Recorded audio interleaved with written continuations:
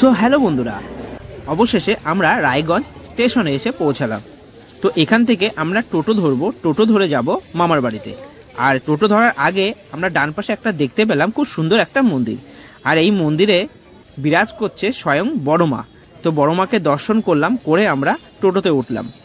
আর এখান থেকে টোটো করে আমরা যাচ্ছি মামা বাড়িতে। আর দেখো আমরা রাস্তাতেই রয়েছি, রাস্তা দিয়ে যাচ্ছি।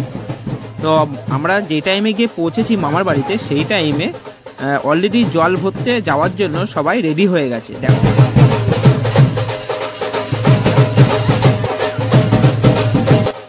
আর হ্যাঁ, তোমাদের কিন্তু আমি একটা কথা বলতে ভুলেই গেছি, বিয়ে বউ ভাত কিন্তু একই সাথে একই দিনেই হচ্ছে। আর এইখানেই কিন্তু এই যে তোমরা যে জায়গাটা দেখতে পাচ্ছ ইভেন্টের, তো এইখানটাই কিন্তু বিয়ে বউ ভাত সবই হচ্ছে। ঠিক আছে, তো চলো তোমাদেরকে আমি দেখাই।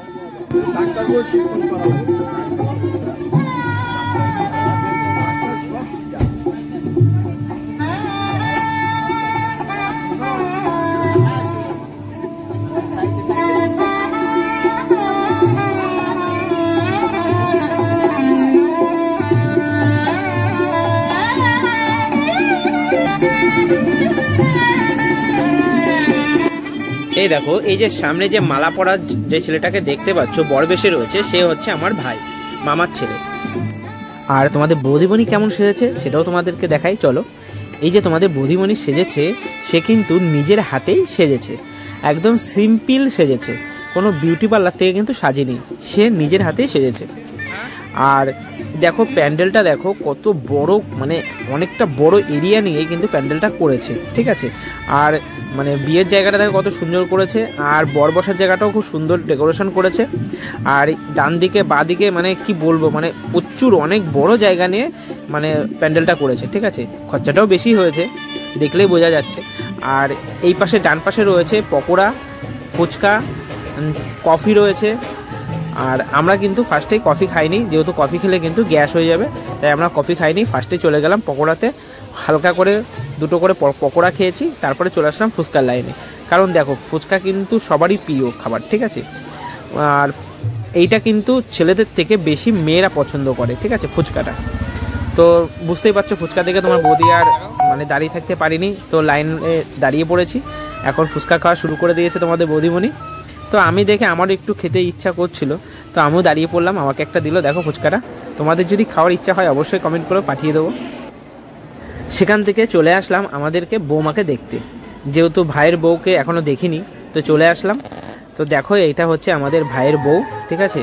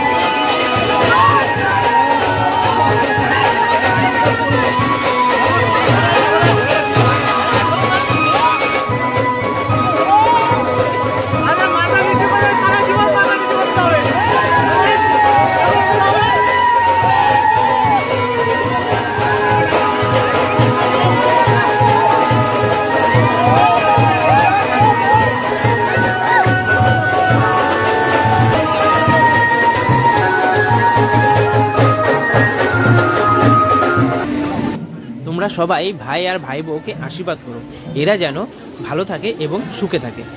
পর আমি চলে আসলাম রান্নার জায়গায়। তো দেখো রান্নার এখানে কি যেন ময়দাতে তৈরি হচ্ছে, বিষয়টা আমি ভালো করে বুঝলাম না। তো কিছুক্ষণ পরে দেখার পরে আমি বুঝতে পারলাম যে এখানে বাটার নান তৈরি করা হচ্ছে। তো দেখো মানে গরম গরম বাটার নান দেওয়া হচ্ছে, আর ভাবতেই পারছো মানে গরম গরম বাটার নান খাওয়া মানে কিন্তু বিশাল ব্যাপার, তাও এই ঠান্ডার মধ্যে। তো দেখো কি সুন্দর মানে হাতে করে নিয়ে গরম আঁচের মধ্যে দিয়ে দিচ্ছে, আর মানে কতটা সাহস যে হাতে মানে আঁচের অনেকটার ভেতরে কিন্তু হাতটা ঢুকিয়ে মানে দিয়ে দিচ্ছে গায়ে, ঠিক আছে। আর কিছুক্ষণের মধ্যেই সেগুলো আবার তুলে নিচ্ছে, তুলে নেওয়ার পরে তাতে বাটার লাগিয়ে মানে দেয়া হচ্ছে, ঠিক আছে। তো চলো এবার খাওয়ার ঘরে যাওয়া যাক, কারণ অনেকক্ষণ ঘোরাঘুরি করেছি, নাচানাচি করেছি, আর পারছি না, খুব খিদে লেগেছে। তো ভেতরে এসে দেখলাম বাবা প্রচুর ভিড়, প্রচুর ভিড়, মানে এত ভিড় যে ঠান্ডার মধ্যেও ফ্যান চালাতে হয়েছে।